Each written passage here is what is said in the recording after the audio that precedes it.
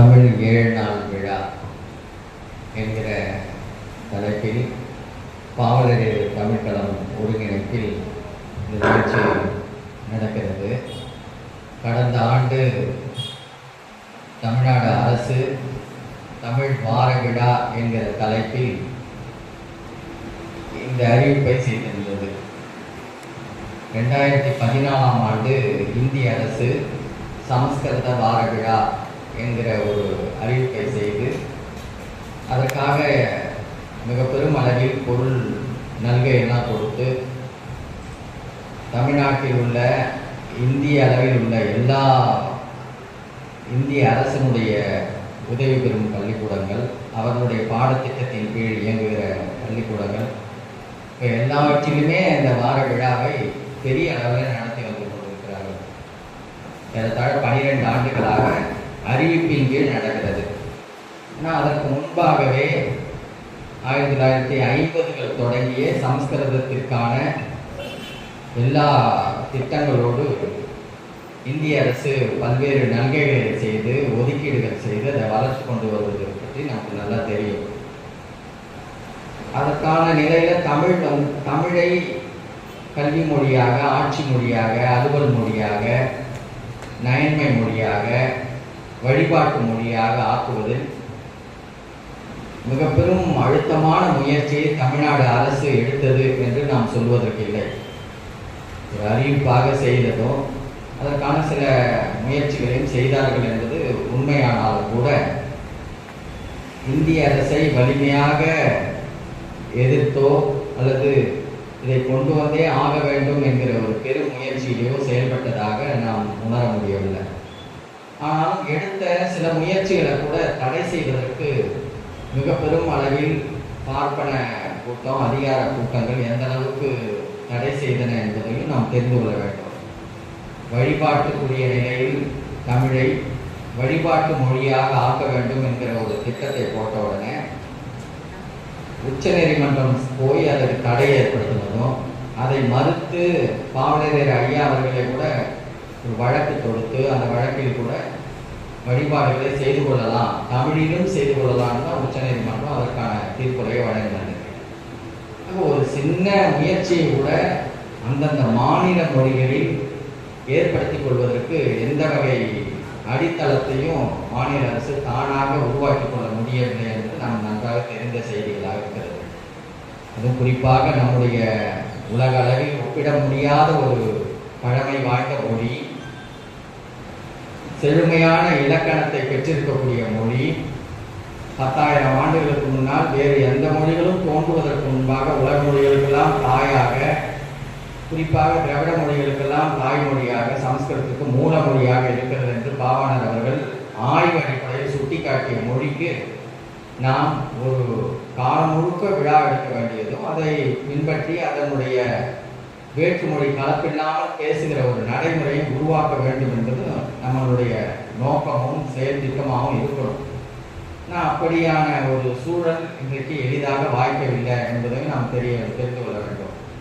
பெருமுயற்சி எடுத்தார்கள் மறைஞர்களால் அதற்கான முயற்சி. அதற்கு முன்பாக தமிழை கால்டுவெல்லினுடைய சுட்டிக்காட்டலுக்கு பிறகு தமிழ்தான் ஆரியத்திற்கு தொடர்பற்ற ஒரு மொழியாக, ஒரு பெரும் அடித்தள மொழியாக இருக்கிறது என்பதை கால்டுவெல் மிக ஆழமாக சுட்டிக்காட்டிய பிறகு அதன் பிறகு அதற்கான முயற்சிகள் பெரிய அளவில் நடந்தது.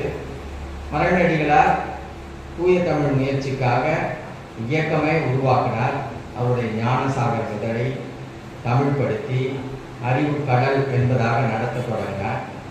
அதன் பிறகு பாவாணர் ஒற்றை மாந்தராக மிக பெரும் முயற்சி எடுத்து அவருடைய ஆக்கங்கள் எல்லாம் நாம் அளவிட முடியாத ஒரு பேராக்கங்கள்.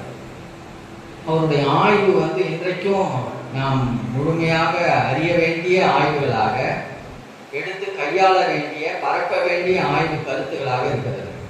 40க்கும் மேற்பட்ட அரிய ஆய்வு நூல்கள், அவருடைய நூல்கள் எல்லாமே.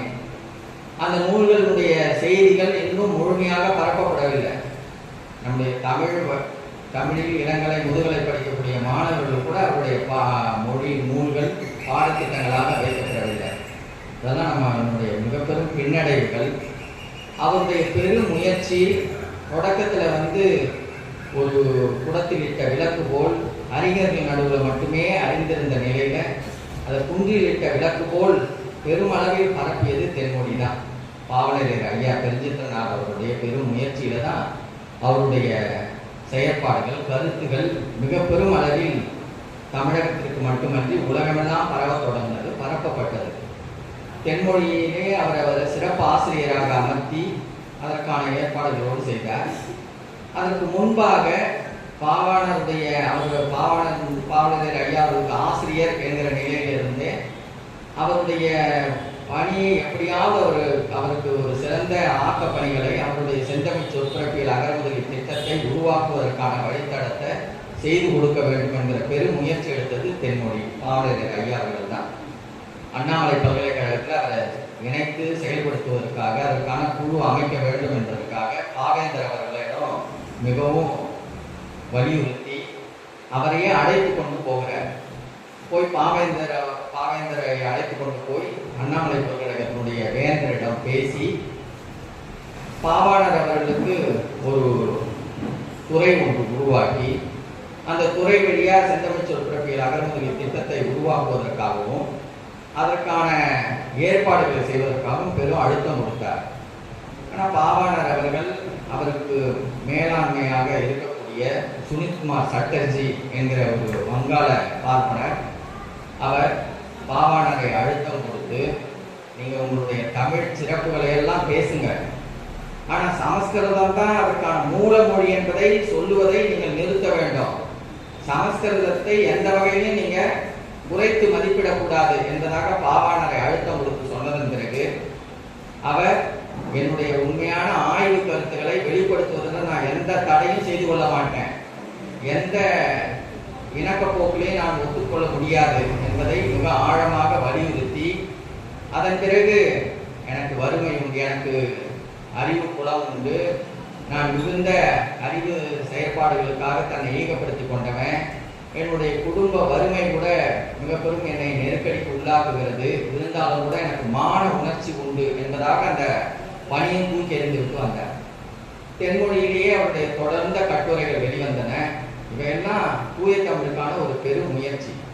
தனித்தமிழ் இயக்கத்தின் தோற்றமும் வளர்ச்சியும் என்பதாக பாவலரேறு ஐயா அவர்கள் சிறு நூலாக ஒரு ஆய்வு கட்டுரை எழுதினார். அதையே மிக பெரும் விரிந்த நூலாக எழுத வேண்டும் என்பது அவருடைய திட்டம். இருந்தாலும் 1981 5ஆம் உலகத்தமிழ் மாநாட்டுக்காக அந்த மாநாட்டு மலருக்காக அந்த கட்டுரை எழுதி தந்தார். அந்த கட்டுரையின் வழியாக தனித்தமிழ் இயக்கத்திற்காக தமிழ் தூய்மைப்படுத்த வேண்டும் என்கிற முயற்சிக்காக என்னென்ன செயல்பாடுகள்லாம் நடந்தன என்பது பற்றி மிக விரிவான கட்டுரை. எண்ணற்ற செயல்பாடுகளை எல்லாம் அதில் சுட்டி காட்டியிருப்பார். அந்த சுட்டிக்காட்டல் வழியாக ஒரு பெரிய மறுமலர்ச்சி உருவானது. 1949 திராவிட முன்னேற்ற கழகம் தொடங்குவதற்கு முன்பாக சில நிலைகளில் தமிழுக்கான ஒரு பெரும் முயற்சியோடு அவர்களும் இருந்தார்கள். அன்றைக்கு தலைமையில் இருந்தவர்கள் எல்லாம் தமிழ்படுத்துவதற்கான, தமிழ்படுத்தி பேசுவதற்கான பெரும் முயற்சியோடு ஈடுபட்டவர்களாகத்தான் இருந்தாங்க. அவர்கள் தான் தொடக்கத்தில் தங்களுடைய பெயர்களை எல்லாம் மறைமுறைகளுக்கு பிறகு ஒரு தேர்தல் கட்சி வழியாக தங்களுடைய பெயர்களை தமிழ்படுத்தி கொள்ள வேண்டும் என்பதை அறிவிப்பாக செய்து மாற்றிக்கொண்டது திராவிட முன்னேற்ற கழகம் தான். அதனால் அந்த கழகத்தினுடைய பெரும் முயற்சியினால அன்றைக்கு தலைமை பொறுப்பில் இருந்தவர்கள் மட்டுமல்ல, அதனுடைய கட்சியினுடைய உறுப்பினர்கள்லாம் கூட எண்ணற்றவர்களும் தங்களுடைய பெயர்களை தூய தமிழ்படுத்திக் கொண்டார்கள். அந்த வகையில் அவர்களுடைய முயற்சி பெரும் சிறப்பாகத்தான் இருந்தது. அதுவரை பேராய கட்சி ஆட்சியில் இருந்த அலுவல் பணிகளில் இருந்த வேற்று சொற்களை எல்லாம் திமுக ஆட்சிக்கு வந்ததன் பிறகு பெருமளவில் கலைந்தாங்க. ஆட்சி சொல் அகராதிகள்லாம் உருவாக்கப்பட்டன, சட்ட சொற்கள் அகராதிகள் உருவாக்கப்பட்டன. அதற்கு முன்பு நடந்த முயற்சிகள்லாம் 1965 தான் சென்னை பல்கலைக்கழகம் ஒரு ஆங்கிலம் தமிழ் அகராதி ஒன்றை பெருமளவில் ஐயா அப்பாதுரையார் அவர்களை கொண்டு அந்த அகராதியை ஒன்று தொகுத்தாங்க. அதுதான் முதல் வெளிவந்த ஓரளவுக்கு பெருமளவில் தூய தமிழ் உள்ள ஒரு அகராதியாக அமைந்தது. அதற்கு முன்பாக 1919 தொடங்கி தமிழ் பேரகராதி, தமிழ் லெக்சிகன் சென்னை பல்கலைக்கழகத்தில் தோற்றம் கொண்டிருந்தாலும் கூட அவையெல்லாம் மிக பெரும் கலப்பு சொற்களோட, வேற்றுமொழி கலப்பு சொற்களோட சமஸ்கிருதத்தை பெருமைப்படுத்துவதற்கான அந்த 7 மடலங்களும் இருந்ததை பாவாணர் மிக கடுமையாக கண்டித்து சென்னை பல்கலைக்கழக அகராதியினுடைய சீர்கேடுகள்னே ஒரு நூல் எழுதியிருக்கிறார். அதனால இந்த படிநிலை வளர்ச்சிகளை பார்த்து வரணும்.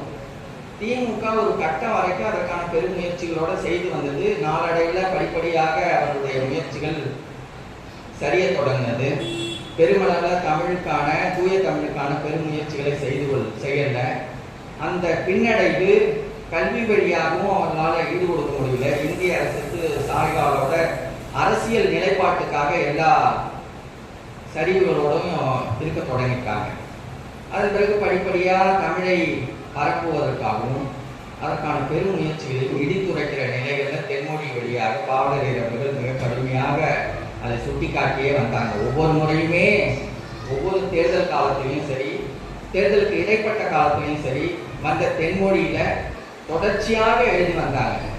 விடுதலை மாநாடு, உலகத்தமிழ் மாநாடு, உலகத்தமிழ் கழகம்னு ஒரு கழகம் தோற்றுவிக்கப்பட்டது 1967 பாவாணர் அவர்களை தலைவராக கொண்டு பாவலரேர் ஐயா பெருஞ்சித்திரனார் அவர்கள் அதனுடைய பொதுச் செயலாளராக அமர்த்தப்பட்ட நிலையில உலகத்தமிழ் கழகம் தோற்றுவிக்கப்பட்டது.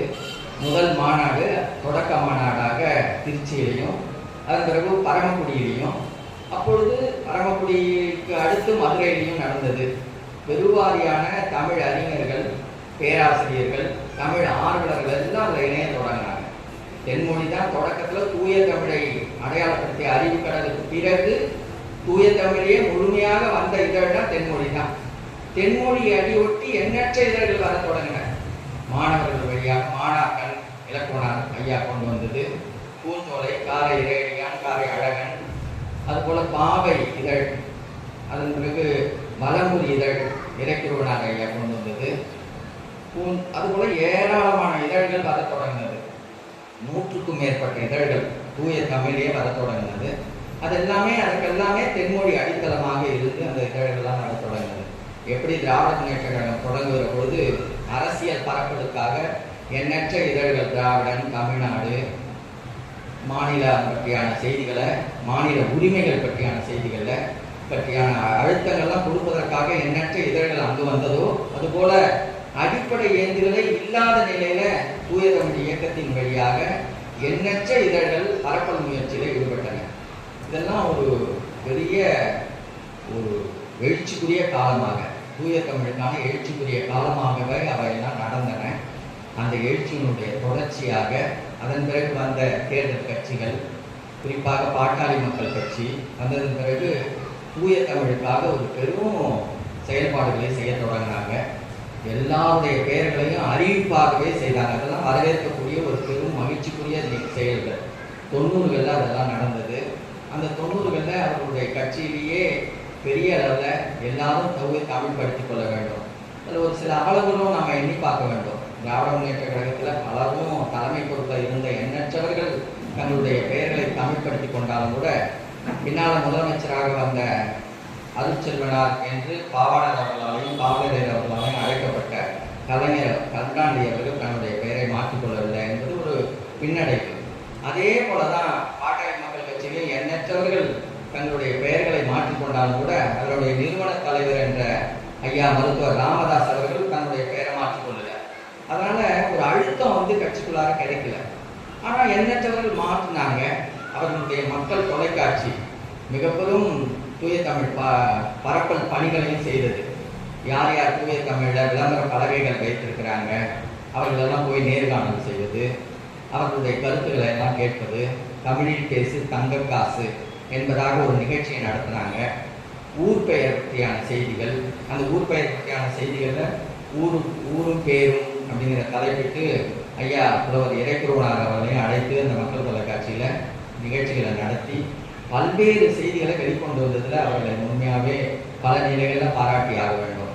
அதன் பிறகு ஒரு கட்சி அளவில் தூய தமிழ் முயற்சியை செய்தவர்கள் என்று சொன்னால் விடுதலை சிறுத்தைகள் கட்சி. அதே போல் அவரும் தங்களுடைய கட்சியினுடைய எண்ணற்ற தோழர்களுக்கு, தொண்டர்களுக்கு தூய தமிழை பெயர் விட வேண்டும் என்பதாக அழுத்தம் கொடுத்து அதற்கான பரப்பல்களை செய்தார். அந்த வகையிலையும் அவரும் பெரிய அளவில் அந்த பரப்பல் முயற்சி. ஆனால் இவை எல்லாம் என்ன நடந்ததுன்னா, அவர்கள் தங்களுடைய பெயரளவில் தமிழை மாற்றிக்கொண்டார்களுடைய பேச்சு வழக்கில், நடைமுறை வழக்கிலெல்லாம் அவர்கள் அந்த அளவுக்கு ஈடுபாடோடு பயின்று கொள்ளல. தமிழை பயிலுவதற்கான சூழலை அவர்கள் அமைத்துக் கொள்ளல. அவர்கள் நடத்திய இதழ்களிலேயோ அவர்கள் நடத்திய தொலைக்காட்சி ஊடகங்களிலேயோ தமிழ் வழியாகவே செயல்பட வேண்டும் என்பதை முனைப்பு காட்டல. திமுக உள்ளிட்டு திமுக வழியான தொடக்கத்தில் அண்ணா அவர்கள் சொன்னது பற்றி நமக்கு தெரியும். 3 திரைப்படங்கள் தணிக்கை இல்லாமல் எடுப்பதற்காக இந்திய அரசு எங்களுக்கு இசை கொடுக்குமானால் தனித்தமிழ்நாடு அவர்கள் பேசிய திராவிட நாடுனே இருக்கட்டும், இந்த திராவிட நாடு விடுதலையை நாங்கள் பெற்றே ஆவோம், அந்த அளவுக்கு செயல்படுத்தி விடுவோம் என்பதாக ஒரு அழுத்தமாக அண்ணா பேசினார். ஆனால் அதன் பிறகு எண்ணற்ற தொலைக்காட்சி அவர்களிடம் ஏறத்தாழ 16-17 தொலைக்காட்சிகள் அவருடைய கொள்கை சார்ந்தவர்கள் வழியாகவே உறவு சார்ந்தவர்கள் வழியாகவே நடத்தப்பட்டது. சன் தொலைக்காட்சி கூட சன் தொலைக்காட்சி என்ற பெயரும் தமிழில் இல்லை, அதற்கான பரப்பல்களும் தமிழில் இல்லை. மிக வருந்தத்தக்க ஒரு விரிவான நிலைகளில் ஊடகங்கள் மிக பெரும் பின்னடைவை நோக்கி சென்று கொண்டிருக்கிறது. அதனால் தமிழ் வழக்கு ஒரு இயல்பு வழக்காக மாறவில்லை. கல்வி சூழலே மிக பெரும் பின்னடைவு. தொடக்கத்தில் திமுக தன்னுடைய ஆட்சி பொறுப்பை ஏற்றுக்கொண்ட ஒரு 10-15 ஆண்டுகள் அன்றைக்கு தமிழ்நாடு பாடநூல் நிறுவனத்தினால வெளியிடப்பட்ட எல்லா நூல்களையும் அறிவியல் நூல்கள்லாம் எடுத்து பார்த்தோம்னா பெரும் முயற்சி எடுத்து அன்றைக்கு அறிஞர்கள் எண்ணற்ற மொழிபெயர்ப்புகளை செய்து நல்ல தமிழே அவர்களால் எவ்வளவு இயலுமோ அந்த அளவுக்கு கொண்டு வந்திருக்கிறாங்க. அந்த பாட நூல்கள்லாம் நம்ம நூலகத்தில் கூட இருக்கிறது. ஆனால் அந்த பாட நூல்களை மறு அச்சாக்கம் கூட இன்றைக்கு செய்யல. அதன் பிறகு அப்படியே பின்னடைவு. தமிழ்நாடு பற்றியான வரலாறு நூல் சரியாக துவக்கப்படலை, பின்னடைவு. எண்ணற்ற இந்த போன்ற அந்த பின்னடைவுகள் தமிழுக்கான ஒரு ஆக்கத்தை செய்து தரல. அரசு வழியாக நடைமுறை வழியாகலாம் இல்லைங்கிற ஒரு பெரும் வருத்தம். இந்த சூழலில் அதன் பிறகு அண்ணா திராவிட முன்னேற்ற கழக ஆட்சி அவர்களுக்கு அந்தபடியான அக்கறை பெருமளவு குறைவு. தமிழுக்காக ஒரு பல்கலைக்கழகத்தை அன்றைய மாக்கோ ராமச்சந்திரன் முதலமைச்சராக இருக்கிற பொழுது கொண்டு வந்தார் என்பது ஒரு மிக பெரும் வரவேற்புக்குரிய செய்தியாக இருந்தாலும் கூட அந்த பல்கலைக்கழகத்தை நிறுவுவதற்கு அவர் மிக பெரும் நல்கைகளை பெற்றுத்தந்ததுக்கான முயற்சிகளை முன்னெடுத்தார் என்பது கூட உண்மையாக இருக்கிறது.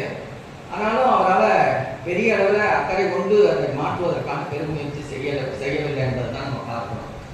அதன் பிறகு இன்றைய சூழல் மிக பெரும் அவலச் சூழல். இவர்கள் மெல்லிதா ஒரு முயற்சிகளை எடுத்து மிக மிக மெல்லிதா நடக்க மிக வலிமையாக இந்திய அரசு ஆளுமை செய்து இருக்கிற கொஞ்ச நெஞ்ச உரிமைகளை பிடுங்கி கொண்டு போவதற்கான எல்லா வேலைகளையும் அவன் செய்ய தொடங்கிட்டான். எஞ்சி இருந்த கொஞ்ச நெஞ்ச கல்வி உரிமையும் பறிச்சுட்டு போயிட்டான். பாடத்திட்டங்கள் எல்லாம் அவன் கொண்டு வந்து கொடுக்குற பாடத்திட்டங்களை தான் இவங்க செய்யணும் அப்படிங்கிற ஒரு மிகப்பெரும் இடருக்குள்ளார மாட்டிக்கொண்டாங்க. அதனால பாடத்திட்டத்தையும் இவர்களுடைய விருப்பப்படி அமைக்க முடியல. கல்வியில அவர்கள் முழுக்க சிபிஎஸ்இ என்ற நடுவண் அரசுடைய பாடத்திட்டம், கேந்திரிய வித்யாலயா, பன்னாட்டு கல்விக்கூடங்கள் இவையெல்லாம் வந்து குவிய இங்க இருக்கக்கூடிய மாநில கல்வி முறை என்பது மிக பெரும் பின்னடைவுக்கு போனது.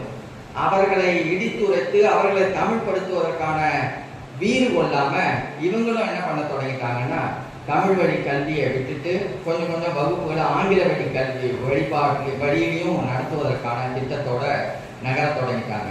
இந்த பின்னடைவு மிக பெரும் பின்னடைவா போனது. இப்படியான ஒரு பெரும் நெருக்கடி.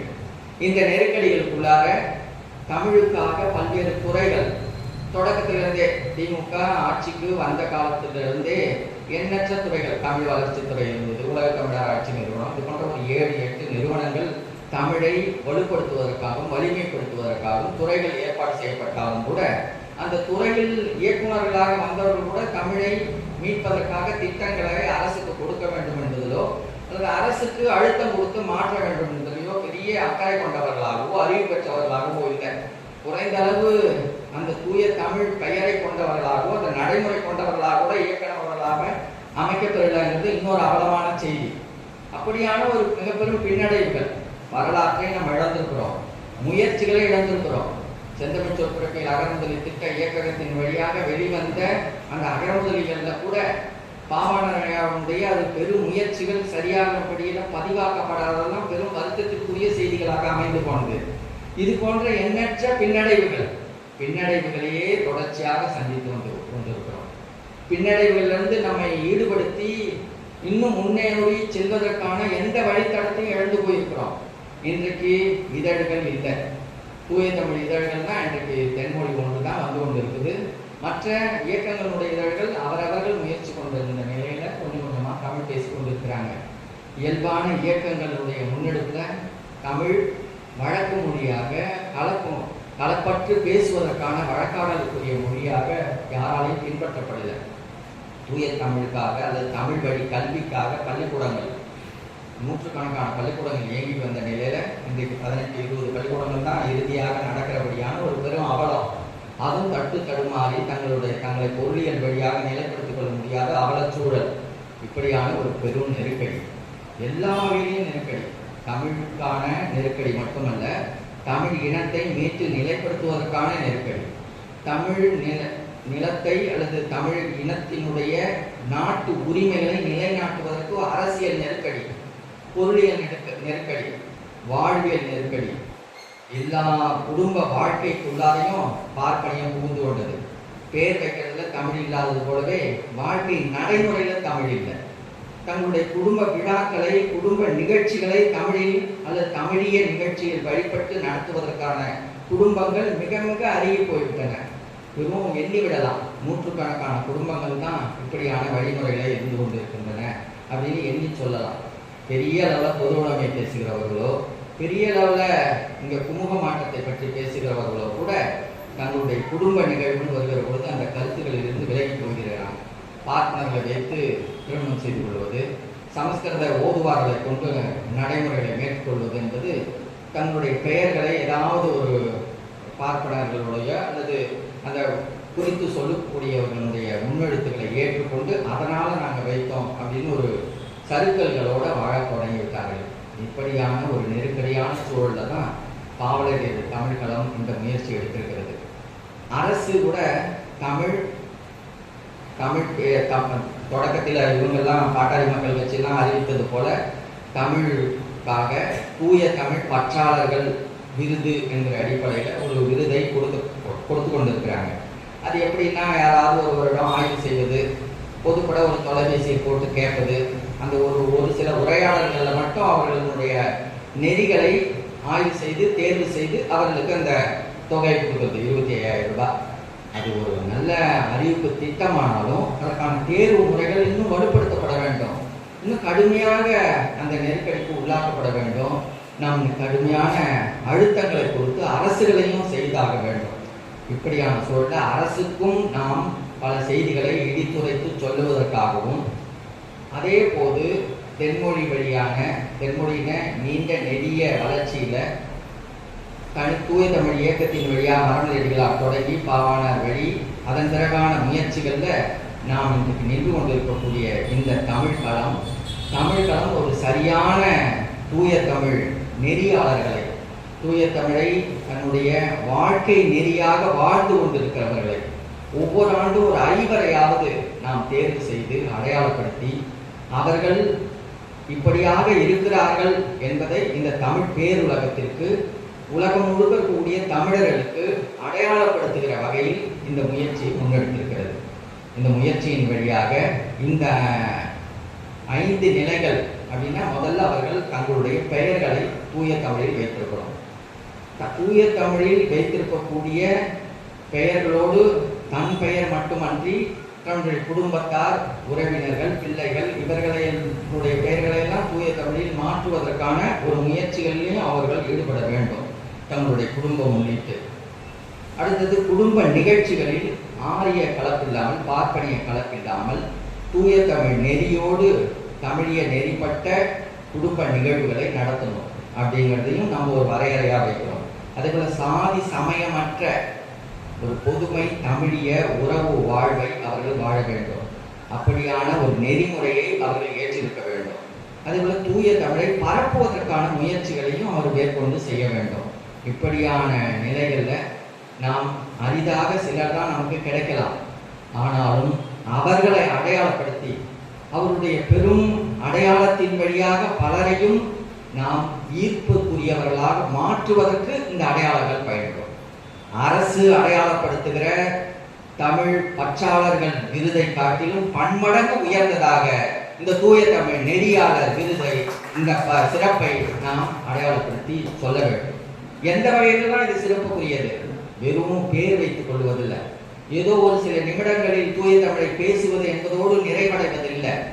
தங்களுடைய வாழ்க்கை நெறியாக அவர்கள் வாழ்கிறார்கள் என்பதை அடையாளப்படுத்துகிற ஒரு பெரும் சிறப்புக்குரியவர்களாக இவர்கள் தேர்வு செய்யப்பட்டிருக்கிறார்கள். இந்த ஆண்டு இந்த தேர்வுக்குரியவர்கள் இன்றைய சூழல்ல நமக்கு நூற்றுக்கணக்கினர் உண்டு என்று சொன்னாலும் படிப்படியாக ஒவ்வொரு ஆண்டும் நாம் அதை தேர்வு செய்து அவர்களை இந்த தமிழ் பேருலகத்திற்கு அடையாளப்படுத்தி ஆக வேண்டும். இந்த ஒவ்வொருவருமே இதில் தேர்வு செய்யப்பட்ட இந்த ஒவ்வொருவருமே ஒரு பெரும் களம் போல், தமிழ் களம் மட்டுமன்று, அவர்கள் ஒரு களம். அந்த களத்திலிருந்து அவர்கள் அந்த தூய தமிழ் பரப்பல் முயற்சியை பெரும் முயற்சியாக எடுத்து அவர்கள் வாழ்கிற களத்தில் பெரும் ஆற்றலுக்குரிய நிலைகள் பரப்புவதற்கான ஒரு தூண்டல்களுக்கு தமிழ் களம் அடித்தளமாக இருக்கும். அவர்கள் அதை செய்ய வேண்டும். அப்படியாக இந்த ஐவருக்கும் இந்த ஊக்கத்தை கொடுக்கிறபடியான நிலையில இந்த முயற்சி மேற்கொள்ளப்பட்டிருக்கிறது. அந்த முயற்சியின் வழியாக இந்த ஐவர் என்கிற அடிப்படையில வழக்குரைஞர் கோ பாவேந்தன் அவர்கள் அடையாளப்படுகிறார். அவரை மிகவும் மகிழ்ச்சியோடு நாம் இருக்கிறோம். அவருடைய பிறப்பு, வாழ்க்கை, தொடக்கம் எல்லாம் இங்கே இருக்கக்கூடிய சோளிங்கரை சார்ந்து பகுதியை சார்ந்ததாக இருந்தாலும் மிக நெடுங்காலமாக பெங்காலூரில் போய் வாழ்ந்தவர். பெங்காலூரில் கடந்த 90களில் ஏற்பட்ட பெரும் நெருக்கடியினால அங்கு வாழ முடியாத அளவுக்கு அடித்து விரட்டப்பட்ட நிலையில தமிழகம் நோக்கி, தாய் தமிழகம் நோக்கி ஓடி வந்த குடும்பம். அதோடு நிற்கல அவர்கள். அந்த இடருக்கு பிறகு பெரும் முயற்சியோடு பெரும் போராட்டங்கள்லாம் கலந்து கொண்டு சங்கரமட இடிப்பு போராட்டம், தமிழக ஒடுக்கப்பட்ட விடுதலை இயக்கம் 1994 முன்னெடுத்த போராட்டம். அந்த போராட்டத்தில் உள்ள வந்ததன் பிறகு சிறைக்குள் ஆட்பட்டு வருகிற பொழுது வழக்கறிஞர்கள் இந்த தமிழிய உணர்வோடு இருக்கிறவர்கள் அருகி போனார்களே என்கிற வருத்தத்தோடு யாரும் எங்களுக்கு வழக்கெடுத்து நடத்துவதற்கு ஆட்கள் இல்லை. எங்கள் வழக்கைய நாங்கள்லாம் தாக்குண்ட நெருக்கடிகளிலே கூட எங்களுக்கு வழக்கறிஞர்கள் அமையாதது போலவே அந்த நேரத்திலையும் வழக்கறிஞர் இல்லாத இந்த உணர்வுகளை எல்லாம் பார்த்து தான் முயற்சி எடுத்து பெங்காலூருக்கு போய் மறுபடியும் வழக்கறிஞராக பயின்று வழக்கறிஞராக தேர்வாகி அதன் பிறகு அவர்களுடைய தொடக்க வாழ்க்கையிலிருந்து பெங்காலூரில் உலக தமிழ் கழகத்தில் பொறுப்பாளராக இருந்து செயல்பட்டவர். அவர் தன்னுடைய தொடக்க நிகழ்வுகளிலிருந்து எப்பொழுதுமே வாழ்க்கையினுடைய எல்லா சூழல்களிலையுமே தூய தமிழை மட்டும்தான் பேசுவார். தூய தமிழ் தன்னுடைய வாழ்க்கை நெறியாக ஏற்றுக்கொண்டிருக்கிறவர். அப்படியான இந்த 5 வரையறைகளுக்கு உட்பட்ட நிலையில் அவர் தேர்வாகியிருப்பது மகிழ்ச்சிக்குரியது. அவர் தேர்வாக நாம் முதலாக அவர் அடையாளப்படுத்துகிறோம். அடுத்தது நம்முடைய தோழர் நற்சேவன் அவர்கள். அவர் பணப்பாக்கம் பணப்பாக்கம் என்று சொன்ன உடனே எல்லாருக்கும் நினைவு வருகிற பெயராக தோழர் நற்சேவன் பெயர். அவர் புரட்சி பாவலர் பேரவை என்ற ஒரு பேரவை வைத்து அதற்கு முன்பு திராவிடர் கழகத்தில் மிகப்பெரும் வினையாளராக செயல்பட்டு கொண்டிருந்தவர். நாங்கள்லாம் தமிழ்நாடு இளைஞர் பேரவை, மாணவர் பேரவைன்னு இயங்கி கொண்டிருந்த பொழுது அவரை என்னை சந்தித்து அவரிடம் நிறைய பேசி தமிழிய உணர்வோடு அந்த களத்தில் ஈடுபடுவதற்கு பெரும் இது பண்ணி அதன் பிறகு தென்மொழியில் பாவலர் ஐயாவோடு மிக நெருக்கமாக இணைந்து அவருடைய தலைமையிலேயே திருமணம் செய்து கொண்டவர் நம்முடைய தோழர் ஐயா மாசே தமிழ்மணி அவருடைய இளைய மகள் தமிழிசையினுடைய இணைவராக அவர் தன்னுடைய வாழ்க்கையை அமைத்து கொண்டார். அதன் பிறகு புரட்சி பாவலருடைய 10 பாடல்களை தேர்வு செய்து நம்முடைய ஐயா தேனிசை செல்லப்பா அவர்களையே வைத்து ஒளிநாடா அமைத்து, அன்றைக்கெல்லாம் ஒளிநாடா இசை வடிவம் பேச்சு இதெல்லாம் பெறுகிறாருன்னா அவருக்கு நச்சம் தான்.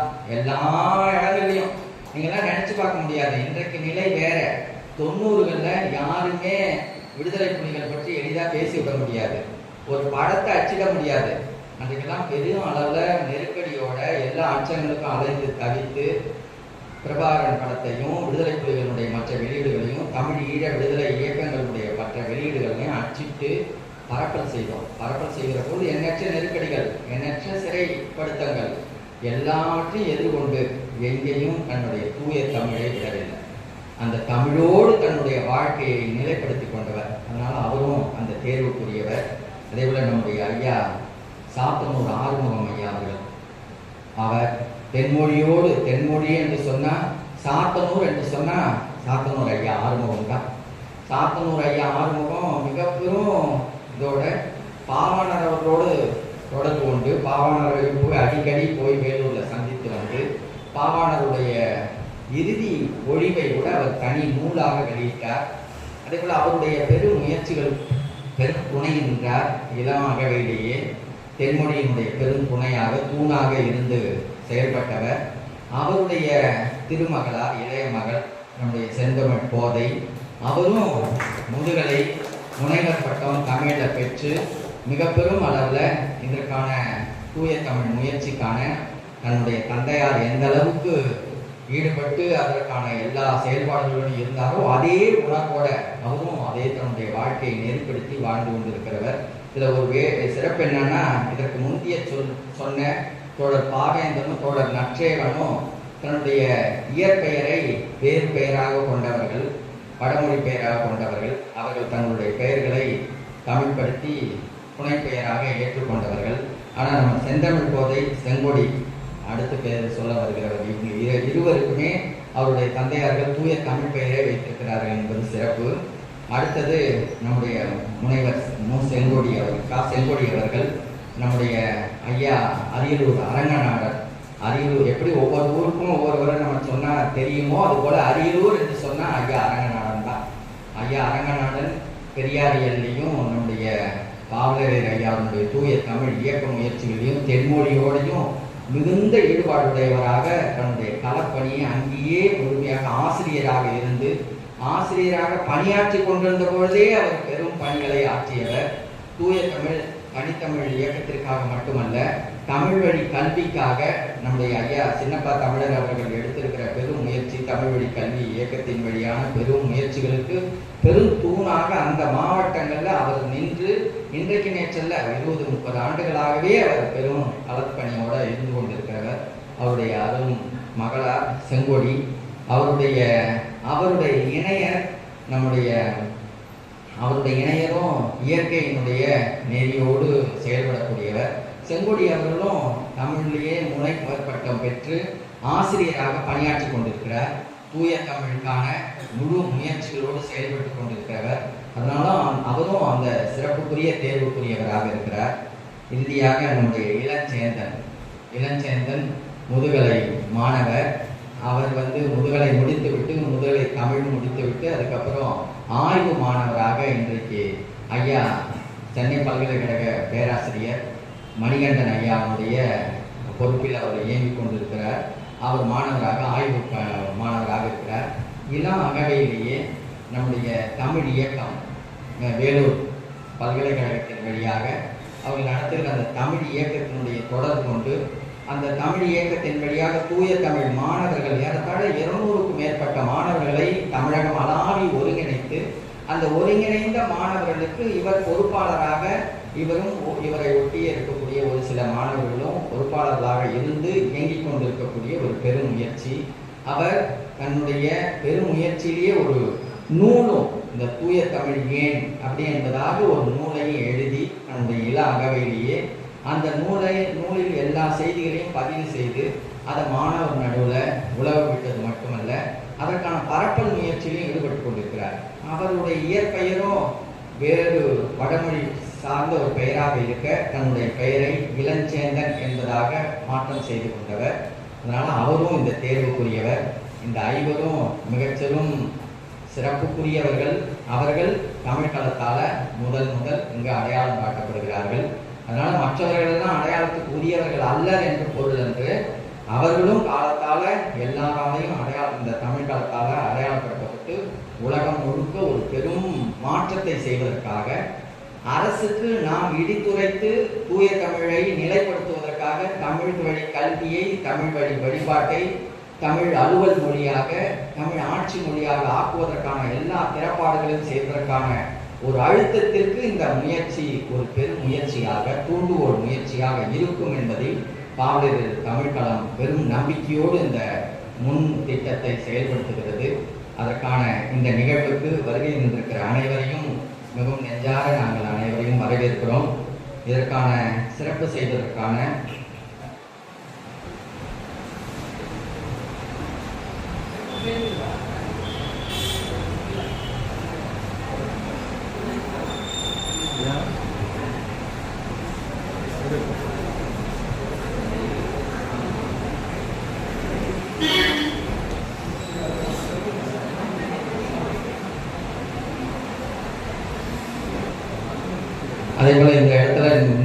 செய்தியை சொல்லியாகணும். இந்த ஐவருக்கும் யார் சிறப்பு செய்வது என்பதில் நம்ம தமிழ் களத்திலிருந்து எண்ணினோம். அப்போ எல்லாரும் கலந்து பேசி அதற்காக ஒரு பெரிய தலைவர்களை இவங்களெல்லாம் கூப்பிடுறதை விட தென்மொழி தான் இதுக்கு தலைமை. தென்மொழியினுடைய அருந்தொண்டு தூய தமிழ் முயற்சிக்காக செய்த அந்த தென்மொழி அன்பர்களுடைய பெரும் நம்ம எண்ணற்ற தென்மொழி அன்பர்களை இழந்து போனோம். பெரும் பெரும் மதிப்புக்குரிய பேராண்மைக்குரியவர்கள்லாம் மறைந்து போனார்கள் என்கிற பெரும் அவலம். ஆனால் இருக்கிற பெருந்தகைகளை கொண்டே நாம் சிறப்பு செய்து ஒவ்வொரு ஆண்டும் தென்மொழி அன்பர்களை கொண்டே சிறப்பு செய்து அதற்காக தங்களுடைய வாழ்க்கையை ஈடுபடுத்தி கொண்டிருக்கிறவர்களாகத்தான் எல்லாரும் இருக்கிறாங்க. முனைவர் அண்ணன் மா பூன்றவர்கள் தென்மொழியை ஐயாவுக்கு பிறகு புலவர் ஐயா இறைக்குருவனார் அவர்களுக்கு பிறகு மிக பெரும் அளவில் அதை தன் பொறுப்போடு ஏற்றுக்கொண்டு செயல்பட்டு கொண்டிருக்கிறார் என்பது அனைவரும் தெரிந்தது. தேவர் ஆர்தே தமிழநம்பி அவர் தொடக்க காலத்திலே தென்னார்காடு மாவட்டத்தில் அரங்கண்டநல்லூர் என்கிற ஒரு சிற்றூர், அங்கிருந்து ஒரு நடுவன் பொறியியல் கல்லூரியில் பொறியியல் மாணவராக இருந்து அதன் பிறகு அரசு பணியை ஏற்று அதில் இருந்தபடியே அவர் தன்னுடைய பெயர் வடமொழி பெயராக இருந்தாலும் கூட தமிழ்படுத்தி கொண்டு முழுமையாக தன்னை ஈடுபடுத்தி கொண்டவர். அதற்காக அவர் இன்றைக்கு வர இல்லாமல் போனது அவருடைய மகனாருக்கு நெஞ்சத்தாக்கம் ஏற்பட்டு மருத்துவமனையில் சேர்க்கிறபடி ஒரு சூழல் அமைந்து விட்டது. ரொம்ப வருத்தத்தோடு சொன்னார், என்னால் வர முடியல, அடுத்த நிகழ்வுக்கு கட்டாயம் நான் வருகிறேன் என்பதாக. அதனால் அவர் வர இயலலை. அடுத்து நம்ம துறை தென்னவன் பைந்தமிழ் பாசறை என்கிற ஒரு பெயரில் அசோக் லேலண்ட் தொழிற்சாலை வட சென்னையில் இருக்கிறது. பைந்தமிழ் பாசறைன்னா அது ஏறத்தாழ ஒரு 25 ஆண்டுகளுக்கு மேலே அது ஒரு பெரிய பாசறை போலவே செயல்பட்டது. எண்ணற்ற ஆக்க நூல்களை அவர் வெளியிட்டார். வெங்காளர் குணா அவர்களுடைய நூல்கள், பாவலரேர் ஐயா அவர்களுடைய நூல்கள், புலவர் இறைக்குருவனார் ஐயா அவர்களுடைய நூல்கள், இவற்றையெல்லாம் அந்த பாசறை வெளியிட்டது. தொழிலாளர்களுடைய ஒரு தலைமைக்குரிய இடமாக அவர் இருந்து செயல்பட்டார். அதனோடையே அவர் தூய தமிழோடையே வாழ்ந்து கொண்டிருக்கிறவர். தூய தமிழ் முயற்சி மட்டுமன்றி தமிழ் இனத்தினுடைய தமிழ்நாட்டுடைய உரிமை மீட்புக்கான கள முயற்சியோடு ஈடுபடக்கூடியவர். அதனால் அவரும் சிறப்புக்குரியவர். அதே நம்முடைய கி குணத்தொகையன் அவர்கள், அவர் குறித்தும் அனைவரும் அறிவோம். அவரும் தன்னுடைய கல்வி வாழ்க்கை சூழலில் மிக பெரும் நெருக்கடிகளை சந்தித்து வந்தவர். அவர் இந்திய அரசுடைய தமிழ்நாட்டு அரசுடைய கல்வித்துறையில் ஒரு மிக பெரும் அலுவல் பணியாளராக இருந்தவர். இயக்குனர் தகுதி பெறுவதற்கான நிலையில் தேர்வு நிலைக்கு உரியவராக இருந்த நிலையில் எங்களுடைய வழக்கோடு அவரும் இணைந்து அவரும் வாழ்க்கை நெருக்கடியில் அந்த வேலை பணியை இழந்து போய் எவ்வளவோ நெருக்கடி வந்த பொழுது கூட கொஞ்சம் கூட தன்னுடைய நிலைப்பாட்டிலிருந்து அரசியல் நிலைப்பாடுகளிலிருந்து நெகிழ்ந்து கொடுக்காமல் சரிந்து போகாமல் மிக பெரும் ஆக்கப்பணிகளை எண்ணற்ற ஆக்கப்பணிகளை செய்திருக்கிறார். பல நூல்களை எழுதியிருக்கிறார், தொகுத்திருக்கிறார், பல்கலைக்கழகங்களில் பணியாற்றியிருக்கிறார். அதன் பிறகு அவருடைய எல்லா முனைப்போடும் செய்து கொண்டு ஒரு முனைவர் பட்டம் பெற்று அவரும் செயல்பாட்டில் இருக்கிறவர். ஐயா இறையழகன் அவர்கள், அவருடைய பெரும் முயற்சி மிக பெரும். நாங்கள்லாம் சின்ன பிள்ளைங்களாக இருக்கிற பொழுது அவர் இளையராகவையில் தென்மொழியோடு இணைந்தவர். பாவலரேர் அவர்களையும் பாவாணர் அவர்களையும் நம்முடைய திருக்கழுக்குன்றத்தில் மிக பெரும் விழா வைத்து சிறப்பு செய்து நடத்தியவர். நம்முடைய ஐயா புலவர் இறைக்குருவனார் அவர்களுக்கு குரல் ஒவ்வொரு கிழமையும் முழுநிலவும் பொழுதும் குரல் பொழிவுகளை செய்வதற்கான ஏற்பாடுகளை செய்து கொடுத்து குரல் விளக்கத்தை செய்து இறுதியாக அந்த 133 முழுநிலமும் நிறைவாகிற பொழுது அவருக்கு மிக பெரும் சிறப்பு செய்து அவரை பாராட்டி ஒரு பெரும் விழாவை நடத்தியவர். அதற்கெல்லாம் கடந்து தமிழ்நிலம் பண்ணை இயற்கையோடு தோய்ந்து ஒரு வறண்ட பொட்டல் காடாக இருந்த ஒரு பெரும் பண்ணையை மிக பெரும் சோலையாக தமிழ்நாட்டையே எப்படி சோலையாக மாற்ற முடியும் என்பதற்கு சான்றாக அவர் பெரும் சிறப்புக்குரிய ஒரு தமிழ்நிலம் பண்ணையை உருவாக்கி தந்திருக்க. அதன் வழியாக தமிழ்நாடு அரசின் சிறப்புகளை பெற்று தமிழ்நாடு அரசுக்கே ஒரு சான்றாளராக அவர் அடையாளப்பட்டிருப்பவர். அவரும் இந்த சிறப்புக்குரியவராக இருக்கிறார். அதனால் ஒவ்வொருவரையும் நம்முடைய ஐயா அண்ணன் பூமுன்றன் அவர்கள் நம்முடைய வழக்கறிஞர் கோ பாவேந்திரன் அவர்களுக்கு சிறப்பு செய்கிறார்.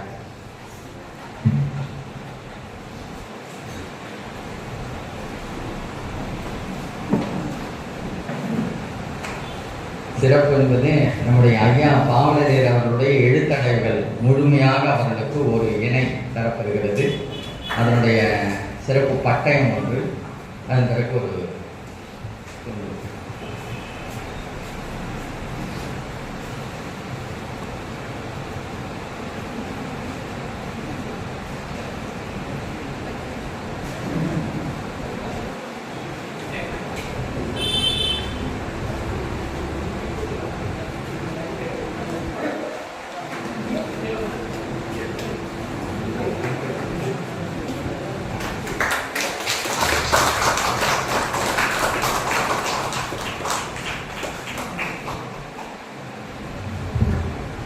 அந்த பைக்குள்ளார ஐயாவுடைய மொத்த எழுத்தடைகளும் இருப்பதாக கருதுங்க. அந்த பெட்டியை தூக்கி கொடுக்க முடியாது.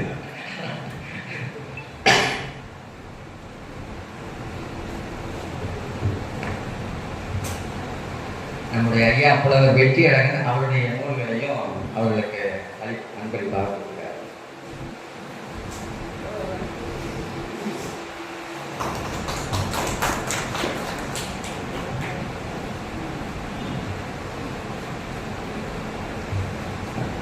அடுத்து நம்முடைய அன்பு தோழர் நற்சேவன் அவர்களுக்கு நம்முடைய ஐயா இறையழகன் அவர்கள் சிறப்பு செய்கிறார்.